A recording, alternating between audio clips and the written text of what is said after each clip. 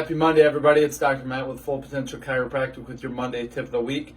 Just want to start out by saying I appreciate everybody's questions that they're having in the office or leaving on Facebook here, or messaging us in the office or email, whatever it may be. So keep them pouring in. I greatly appreciate all of them. I want to make sure I get all your questions answered. And if I don't answer your question this week, I definitely will next week. So keep them pouring in.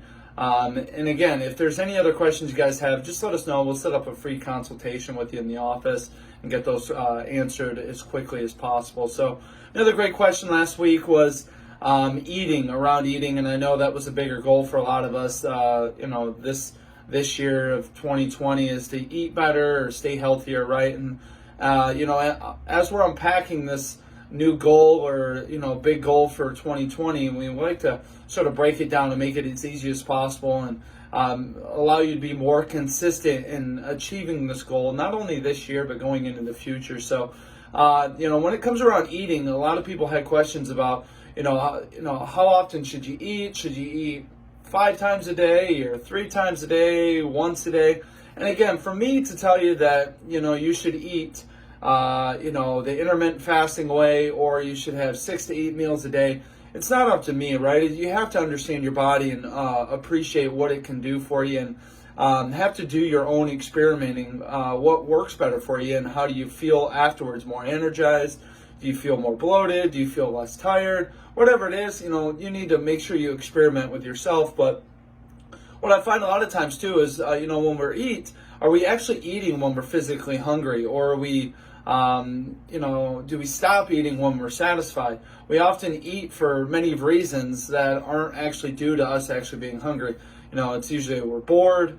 We'll normally eat at this time. I'm having a bad day. I'm having a great day. There's still food on my plate. I'm at a party. Someone offers you food. So we're actually eating for other reasons than actually being hungry. That's normal. That's part of being a human, right? Is that we emotionally eat, right, when we're upset and frustrated. But when we're emotional and we have a bad day, make sure you understand that when you have a bad day, it's just that day. It's not shouldn't carry into the next week or the month or whatever like that. And again, there's other reasons that we do get stressed out, and we should unpack those as well. But that's for another video as well. But understanding that we can tackle these issues as they come up, and understand that, hey, we don't always have to resort to eating. And here's a few strategies, right? Question why you're eating.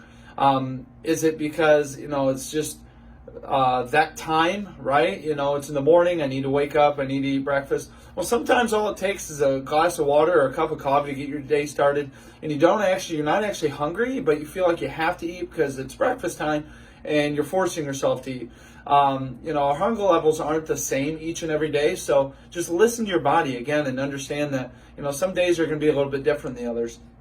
Consider the alternatives, right? So when you're reaching for, if it's candy or sweets or pizza, are you actually, hungry?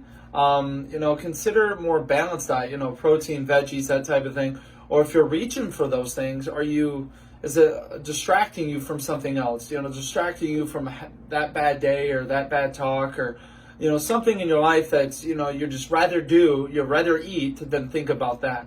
Another one is, customize your portions, right? If you're tracking your macros, which is your proteins, carbs, and fats in a day, right? Are you sticking to that suggested serving size on the back of the box, right? So again, remember, it's your life, right?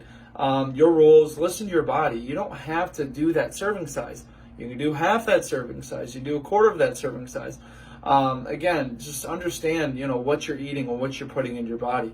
Another good one is, check in often. So what that means is, if you've heard, eating slower, right, makes you full a lot faster. That's absolutely true, right? So the slower you eat, the chance your body has to catch up with everything, and your brain to send those messages saying, hey, I'm full.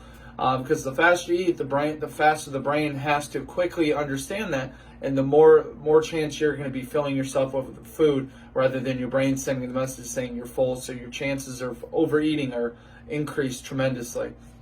And then, your parents probably have told you, clean your plates and, make sure everything's cleaned off your plate as far as, eating it. You have to eat everything on your plate, right? Don't do that, right? If you're trying to watch what you do and portion control all that, fantastic. And if you have a problem overeating, start out by putting small amounts on your plate.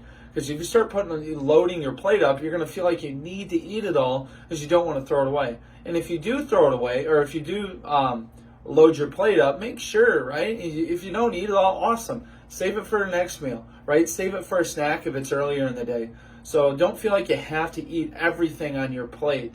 Now, if you've portioned everything out according to what you need in your day, and you're still, find yourself getting full, don't force yourself. Don't overeat just because that's what, was told that you have to eat. I mean, remember, your hunger levels are going to change depending on your day, your stress levels, your activity levels, everything like that. So hopefully this helps. If you guys have any more questions, let me know. Email me, Facebook us, whatever it is, message below, and we'll get them answered. Have a great Monday, everybody.